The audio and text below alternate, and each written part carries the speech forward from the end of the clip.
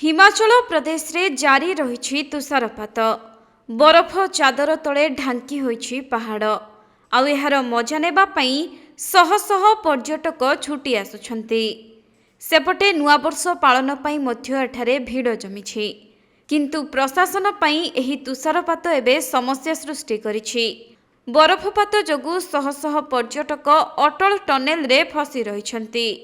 आउ एहारे भितरे प्रबल गाड़ी मध्य जाम लागिछि।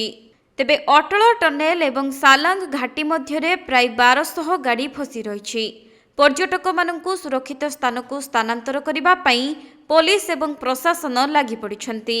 अन्यपटे चीन अधिकृत तिब्बत सीमा निकटस्थ मोलिंग ड्रेन रे 150 जन पर्यटक फसी रहिथिबा खबर सामना को आसिछि।